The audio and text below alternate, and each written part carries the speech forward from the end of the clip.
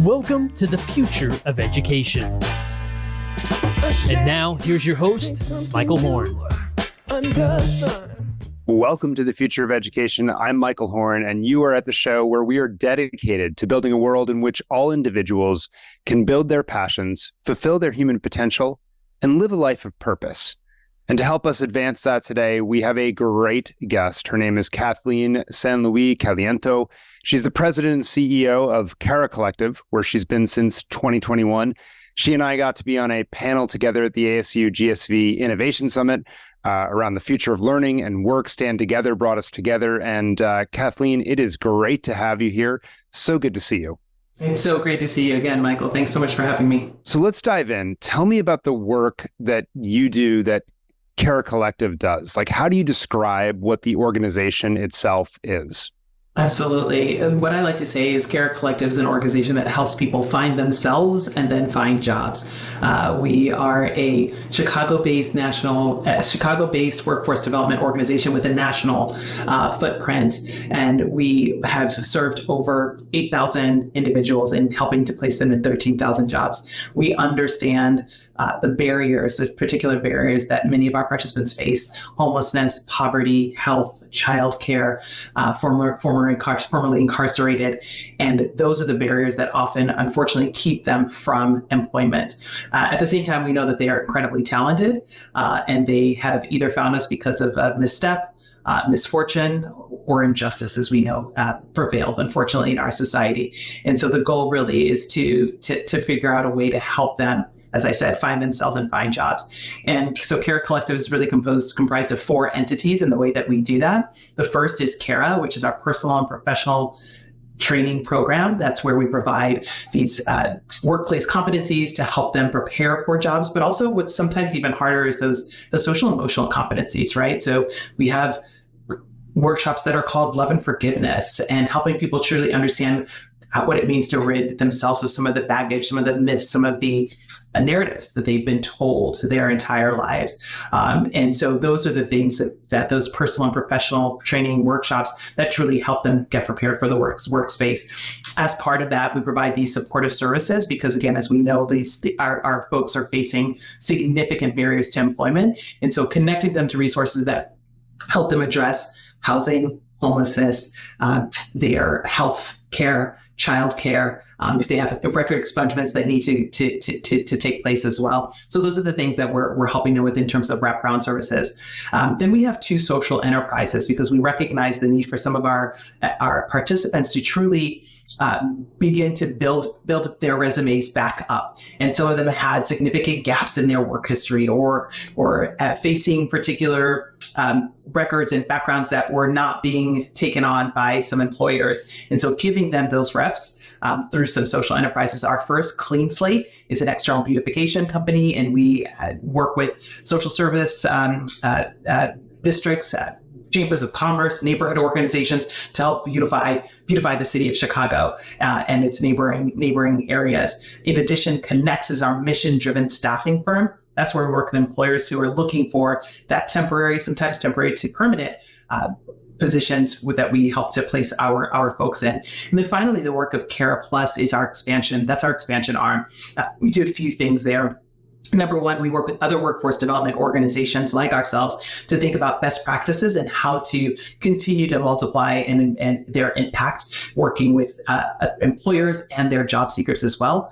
But we also work with employers and to think about what it means to truly be inclusive in their employment practices. So providing them supports as they're thinking about everything along the talent continuum, from hiring, sourcing and hiring to developing and retaining, in fact. And so that's the work of Cara Plus. The final piece that they do there is affiliation. And that's where we work with local organizations who are looking to lift up workforce development programs and help them build those in their local communities. So really, really proud of the work that we're doing, the impact that we're seeing. Again, as I mentioned, the number of folks that we serve, but also retention is important for us. So a big measure of our success is that our folks are staying on the job longer than most folks. So our retention rate right now hovers between 65 and 70% for 1 year, same firm retention, which is really incredible, especially when you think about the national average being typically around 50 or lower percent.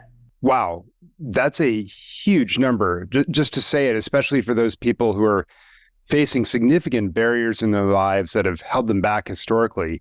And I'll also say, like, this is me geeking out, but I love the integrated nature of what you all have built, not just the support in terms of skills or the social emotional support and so forth, but all the way to we're going to help you get that first job in effect. And then we're going to help you work by working with the employers directly to change the policies that maybe have held people back like you, that the employers themselves didn't even realize perhaps that they were missing this talent historically and so forth.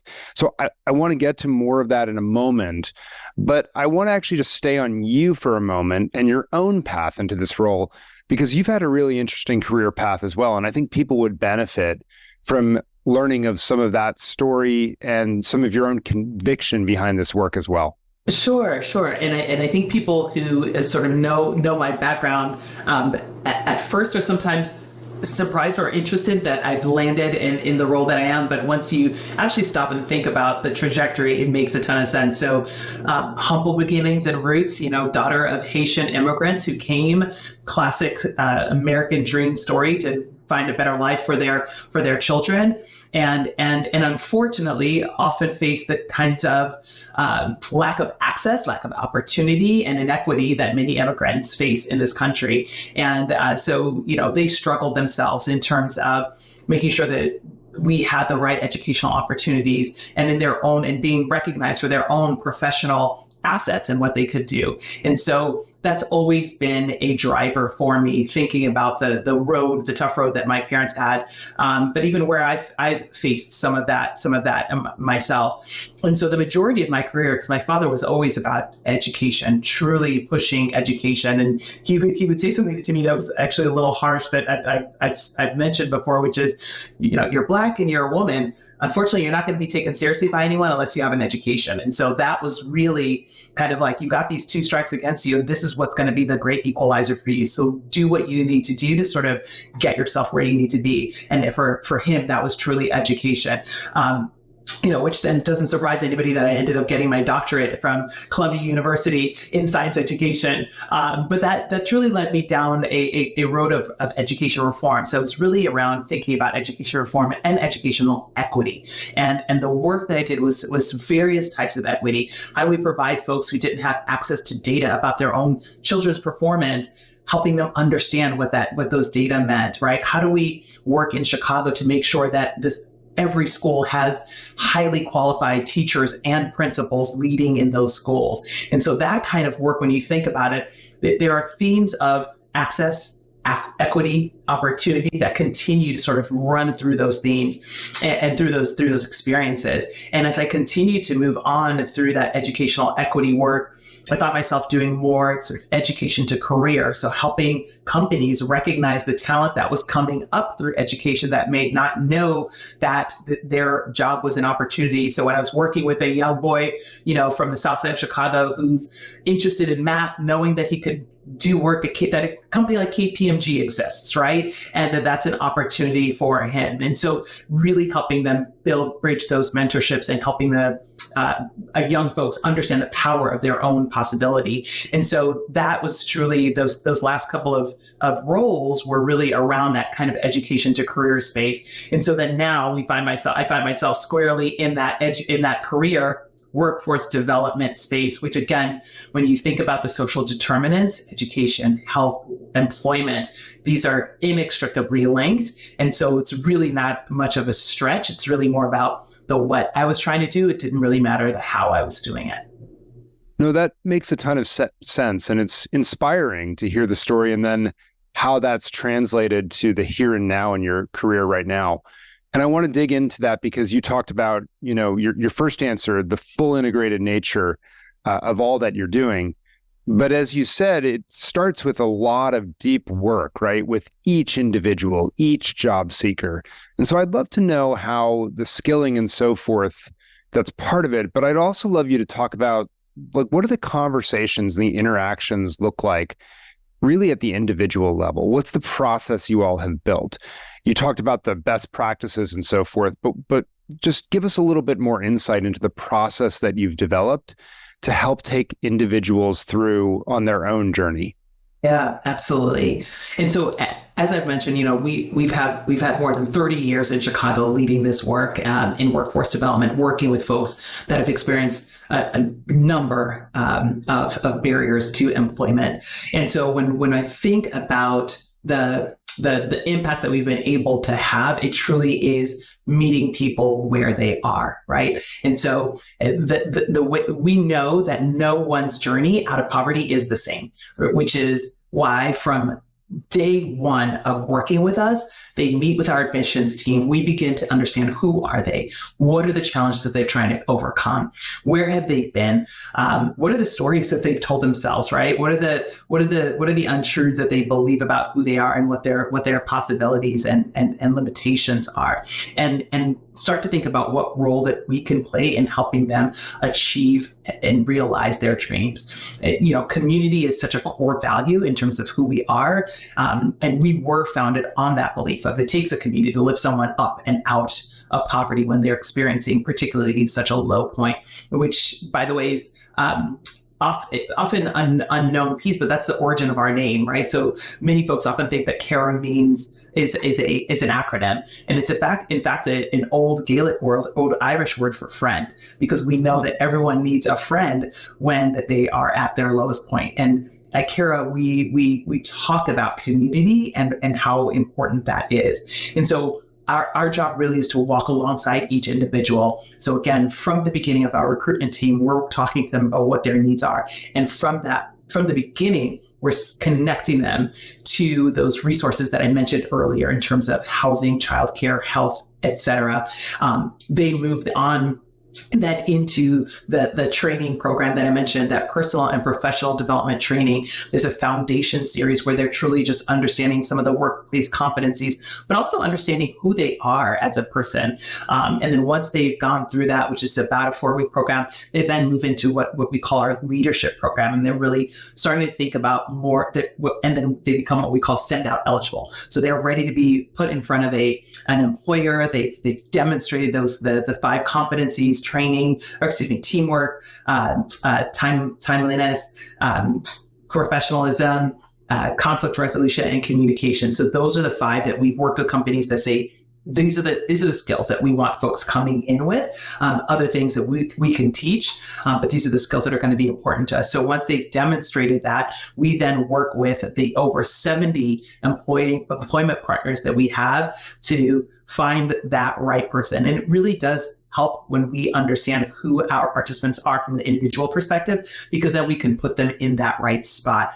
And so that's their journey with us. And in fact, many folks think that once we place them, their work with us and our work with them is over. But in fact, you don't graduate from CARA once you get the job. We actually stay with you for another year. So we provide individual coaches to each of our job seekers for a year into that first job, because we know that once they get that first job, their problems don't suddenly disappear. So how do we ensure that they have they have a network and a community that they can fall back on when we need them, when they are needed the most? Something you just said sparked something for me, which is that that there's this aspect of of your program. You've been working with individuals at the individual level, right, for decades now as an organization. So you've been able to do a lot of continuous improvement, of course. But you also said that no individual is in the exact same circumstances, exact same goals, perhaps. And so there's some tailoring to individual needs. So you've literally, as I like to call it, been working at the level of N of 1, as opposed to perhaps average effects across a population. You obviously see the average, but you're actually able to identify individuals' unique circumstances and so forth.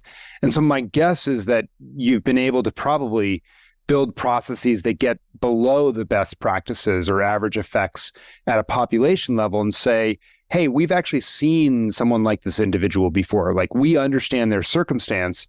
And so we have a deep sense of what causes them to maybe struggle in their workplace, or conversely, how to help them thrive, to be able to live a life of purpose and fulfill their potential. And so I imagine my hypothesis is that you've probably been able to change how you approach people based on identifying these individual circumstances and patterns that maybe wouldn't be apparent at a macro level if perhaps like I'm an economist collecting a big data set or sort of looking across the population. And then you're able to build customized programs for those individuals. But that's sort of the instinct I have. And so, number one, you can correct me if I'm wrong, but if that hypothesis is right, I'm just sort of curious how the organization uses this N of one data and the specific circumstances to really improve the individual interactions you have, the success rates you have, and perhaps these customized processes. Absolutely, and I love the way that you're thinking about that and framing that question, because it's sort of two sides of the same coin, in that yes, there's this idea of this N of one, and we know that everyone has their own individual story. And I think understanding and hearing multiple stories over time, you also generate some themes and some trends, right? And so I think that I'll say a couple of things. One, ensuring that we have the ongoing individualized feedback from our participants is key. So if that we provide opportunities for them to provide us feedback at multiple steps throughout the process, from the intake perspective, from the intake point right at the beginning to a week or so in, to a few weeks after they've completed the program, to a couple of months after they've gotten their first job, and so on and so forth. And so that having a better understanding of, are we actually, in fact, meeting the needs of our participants is critical. Another example is something that we talk often about at Carat Collective is this idea of transformation, helping really our job seekers transform their lives. And you can't do that top down, and you can't do that outside in, right? That's got to be coming from the people who know themselves the best, that say, these are my goals and dreams. These are the things that I'm trying to achieve. And so one of the things that we work hard at is helping our job seekers develop and define goals that they want to achieve for themselves, right? So this idea of, and of what it might be that, one person says they want to finish, that they want to open a bank account, and one person might say that they want to, have their first apartment. Both of those are financially driven, right? And so we might bucket those to say that we have folks who are interested in thinking about their financial goal that they want to achieve, but that looks different depending on the person that you're talking to, right? You might have somebody who says, I want to go for a different job in my current career, or I want to, finish my degree so I can have different skills that are opening up for something else. That's kind of thinking about career advancement in some way, shape, or form, perhaps coming at it different ways, but really thinking about it in different ways. And so having folks drive that is important for us. So those are the few things that I would say we think about as we think about, so how do we use this N of one to actually help us do our work much more impactfully? I love that answer that you just gave. And it's actually interesting. I didn't expect to go in this direction, but it's mirroring the book that I'm working on right now about how to help people switch jobs and find their next job. And one of the things that we constantly hear is, someone will say, oh, I want more money in my next role. And we unpack that in the book with them. Like, what does more money actually mean? Do you need more money because you want to be more respected, or is it because you want to be able to afford childcare, and childcare is expensive? Or is it because you're trying to, maybe save for your retirement and be able to step back at some point? And it turns out that the answer to that answer below, just the surface level explanation of more money, if you get below that, it actually points you in very different solutions once you understand that sort of deeper why, if you will. So I love that you're able to go down that journey with the individual and really help understand what is best for that specific person in this specific context, which might be different from what best looks like for someone else that you're working with, if I'm understanding you correctly. Absolutely. Absolutely right. That's absolutely right. And I love that I think that we often talk about also just, you're making me think about this idea. And I think we might have even brought it up in the panel that we're in, but this idea of dignity of choice, right? And so it's something that we think about often at Cara Collective because one of the things that we don't ever want to appear to be doing is forcing people to be thankful for any job. Right. And so this idea of what are your dreams? What are your aspirations? Right. So that question of you kind of double clicking and saying, why is it that you actually want more money? What is it that you're actually trying to achieve? Double clicking is so important for someone to be seen. And to feel as if they do have dignity in terms of charting their future. I want to geek out on this one a bit more with you because I'm curious. Like, how do you help people to even articulate those dreams sometimes? Because some people, you mentioned the individual, they don't even know what KPMG is, right? And a lot of people who listen to this conversations on the future of education, they'll hear it from me all the time. Like, I grew up in Washington, D.C. I didn't know what engineering was, didn't realize it was a possible pathway. Like, I thought an engineer was like a train conductor or something. So how do you help individuals that don't even know what the possibilities are articulate a dream that they may not fully understand themselves or have the social capital to be able to articulate and envision? That's such a great question. And it's a balance, right? Because we could be so excited and say, oh, you really want this job? And it's like, is that really their dream, right? Right. I have a colleague who talks often about how to ensure that we are offering opportunities to our participants that span beyond food, files, and floors, right? And that's sort of a gross oversimplification of these entry-level roles that we know exist and that many of our job seekers go into. And to me, probably the biggest way to do that is to offer them exposure and opportunity, right? And so you didn't know what an engineer was until you knew what an engineer was, right? And when they see the diversity, so for us, it's our responsibility to ensure that we have the diversity of industry in terms of employers that we're working with, but also in terms of pathways that we provide skilling or training and preparation for in terms of our job seekers. And so it truly is that exposure. It's at the knowledge, it's the awareness, and that leads to equity. Because if someone knows that this is an opportunity and a possibility, they might go for it, right? And so it's helping them understand and see something that they might not have seen. It's just absolutely fascinating, this work. So I want to fast forward now and flip to the other side of the equation, because as you mentioned up front, you're not just working with the individual job seekers, you're also connecting their demand to the supply.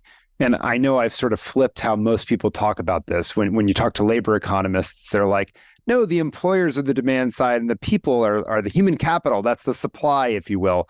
But from my lens, I like to think of it as actually as individuals, we hire our next job. We're demanding progress in our lives, and we have some choice in the matter as well. And so we actually get to demand and think about the jobs that we want to take. And there's a supply of jobs out there. And I suspect that matches a little bit of your standpoint as well.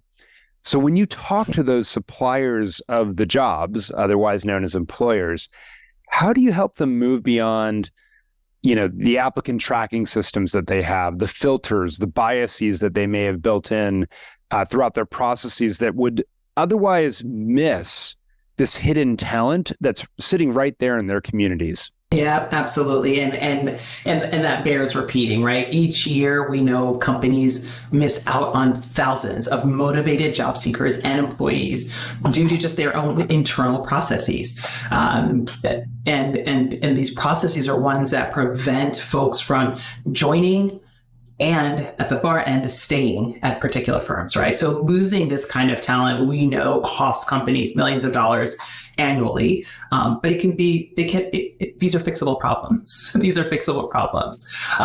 And so this is truly a big focus of the work that we do with our Cara Plus arm that I mentioned earlier. And specifically through our Inclusion Action Lab is one is one specific way. There, we've worked with more than 30 companies to date nationally, and really helping them rethink everything from how they recruit, what's on their job descriptions, what might even be the platform those job descriptions are placed on, to hiring policies and how they're retaining, to thinking about how whether or not managers who are supervising untapped talent are trained adequately to be able to provide the kinds of support and guidance and development that untapped talent who might find themselves in environments that are new for them, making sure that they have the resources and tools necessary as well.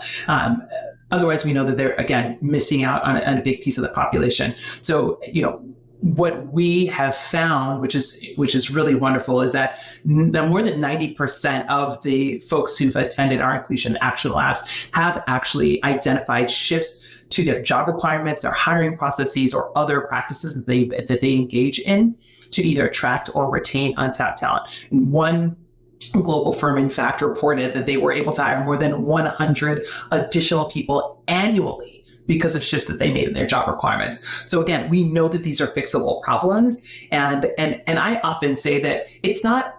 I don't find that it is a matter of will. I think it's often a matter of way, right? And sort of, where do I start? Where do I begin? How do I even start to think about this, right? And if you're not used to going to diverse places to find that talent, how do we help you get there? And so that's really the work that we do in helping to shift some of the mindsets. It's such an interesting point that you're making, and that it's not just the will, it's the way. It's actually, and you have the data to back it up. But it seems right now like so many employers, they're dropping degree requirements. Several years ago, it was, banning the box around asking if you had been incarcerated previously and things of that nature. And yet the needle hadn't, perhaps fully moved. And I think what you're saying here is that's because, the intentions are great, but they actually have to do more in terms of changing the process itself. There's more work to be done that we know. And if you as the employer actually do that work, you can actually change those outcomes themselves. Absolutely. And that's absolutely right. That's absolutely right. I was at an event recently where the chief human resources officer talked about a couple of things that they did. One was they wrote a little disclaimer at the end of each of their job descriptions that said something along the lines, slightly paraphrasing, but it was something along the lines of, research shows us that women and people of color often are least likely to apply for a job where they don't feel like they check all of the boxes. If you don't feel like you check all the boxes, but this is something that interests you, we encourage you to apply for this role anyway. And just like that is just so powerful to read, right? And to think about that you're saying, I don't have to check all the boxes, whereas this was my thought going into this of like, I can't do this. I don't have all of these requirements. And to provide that kind of push and nudge to somebody who might have been on the fence anyway to apply for something to say, okay, maybe I'll go for it, is incredible. So it's just thinking about, small shifts, again, that are so possible that would open up the aperture in ways that we haven't seen. Terrific stuff. Last question as we start to wrap up here, which is, from my perspective, you're not just in the job placement business, right? And you've said it yourself that may be the product, but what you're doing is much larger than just placing these individuals in a job. And frankly, you're not just placing them in a job, you're putting them in a place where they're going to succeed. They're going to stay at that job for some time at much higher rates than the average and what we would otherwise see. But even larger than that, it seems to me that what you're really doing is helping these individuals make progress in their lives, meaningful progress, helping them claim their dignity, helping them fulfill their purpose. And so I'd love you just to speak to what that looks like and how perhaps this job placement work that you do is really an entryway into something much larger, both for the job seekers and the employers themselves. Absolutely. And that's the exact right phrase is to help folks claim their dignity. I think I described it earlier as helping them find themselves and then find jobs, because that's just as critical and just as important. And we often, as I mentioned, think about that dignity of choice in a job and what that does to someone's confidence and their ability to say, maybe I can go for that next thing now. And that they do have the right to choose their own career. And so that pride in creating your own path and creating your career creates that ripple effect in your family, in your community, and you inspire others. I'm thinking of a young woman, Bridget, who is just an incredible force. She's quite the firecracker if you meet her. She'd been a member of our community for more than a decade. She's worked in worked in her Carat placement for 7 years, but she ended up leaving it in 2020. We all know what happened in the world then, but she returned to us back in about 2 years later, ready to work, ready to do her next opportunity. And her personality, her determination, her skills, honestly would have made her a best fit for any job. But she wasn't getting those opportunities on her own, which is what brought her back to us. She was persistent in truly looking for the job that she wanted. And I remember her saying to me, I hope my coaches don't get mad at me, because I know they're wanting me to go to some of these interviews, but that's not what I want. I know what I want, Miss Kathleen, is what she would tell me. And today, she is in that role. She's in that role that she wants. It's actually at Deloitte, and she is thriving. We've received such positive feedback from her supervisors. I get notes about what she's doing there every day, and she's celebrated actually her year, what we call the Great Wall. So once you've made your year, you get on a plaque. We invite supervisors back, the participants and the job seekers back to celebrate that they've lasted in this role for a year. So her story really shows us there's true power in that dignity and being able to choose your own career path. And we know that when you focus on transforming individuals, you transform their families. You in turn help transform those communities that have been historically disinvested in. So this is a ripple effect that we're continuing to see, and one that we're incredibly proud of. Very cool and very good to be proud of. I agree. You're transforming individuals, you're transforming family trees, communities, employers. Just great work, Kathleen. I'm so thankful that Stand Together has brought us together for this conversation a couple times now. And thank you so much for the work that you continue to do. Absolutely. Thank you so much for having me, Michael. And for all those tuning in, thank you for joining us on The Future of Education. We'll be back next time.